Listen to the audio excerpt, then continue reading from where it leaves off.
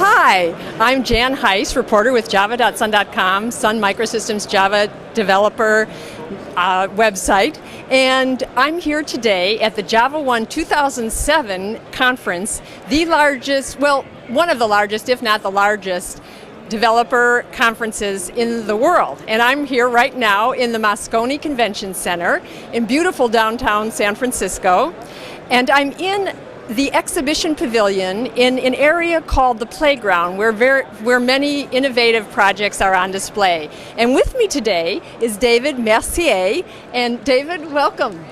Thank you very much. Nice to meet you. Nice to meet you.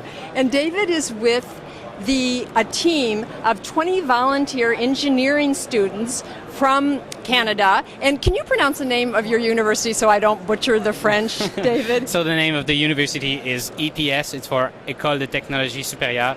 It's an engineering school in Montreal. Thank you. So there's 20 volunteer students, and they have created Sonia. And it is an autonomous underwater vehicle, and it is Java powered, and it autonomously can can pass through a gate in addition to doing many other amazing underwater maneuvers without any communication with the team. And so David's team, the Sonia project, has demonstrated Java's versatility, its portability, and just really its overall power by continuously ranking as one of the top 3 of the best AUVs in the world. So David, could you tell us a little bit about Sonia, and also we would love to see a demo if you would. Yeah, of course. As you can see, Sonia is right there. Now it's trying to keep a certain depth, so the depth is changing. So Sonia tried to move up and down in the tank. So what we can do with Sonia is that we can do some object recovery. We can find some pipes, follow the pipes, find broken section on those pipes, and we can also listen to the sound and to the water to be able to locate a beacon and to do surface over the beacon to try to find object under the water. So that's basically what we can do with Sonia. As you can see, it's still moving up and down, and that's Java running inside, which is pretty cool.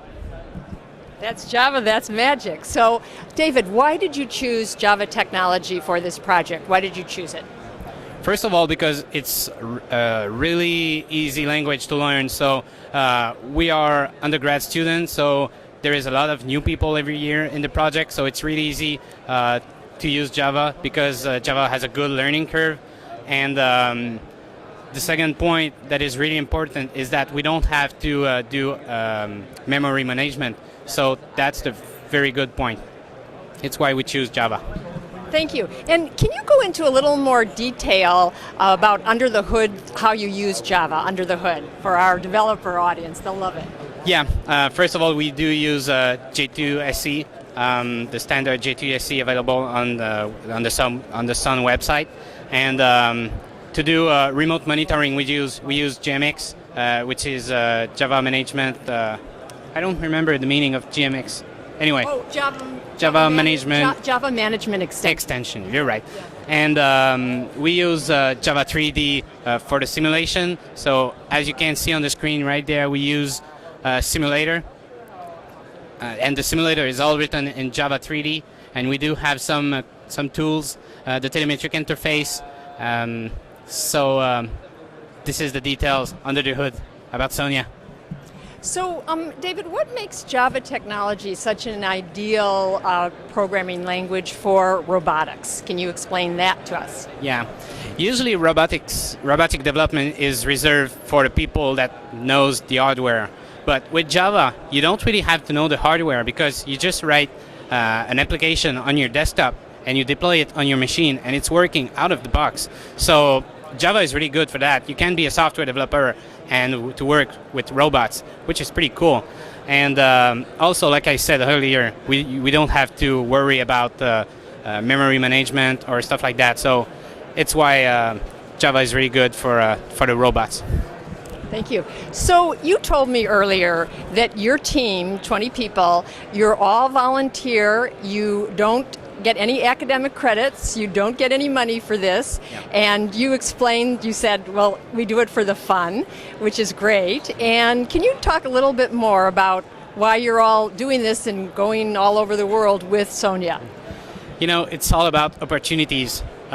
We go to school, we are there to learn, so we have the possibility to work on a real machine, on a real project, and like you said, it's for fun, and maybe also because we are a geek, and that's the fun part.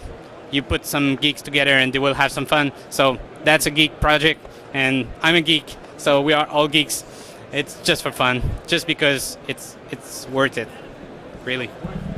So my final question, or next to final question, is where is the Sonia project headed? I've heard that you're thinking of using real-time Java in AUVs, future AUVs, or in other robotics applications. So, and I know that there's more contests that you're entering coming up. So what's in Sonia in your future, David?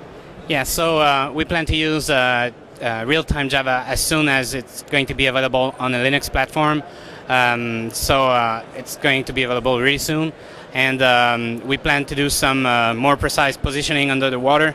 So it's why we plan to use real-time Java to be able to do some positioning, real-time positioning, and that's the near future for Java and Sonia. Well, that's wonderful. Thank you so much, David, for introducing us to Sonia. Really appreciate it. And thank you for tuning in. And this has been Jan Heiss for Java.sun.com at the Moscone Center at Java One 2007.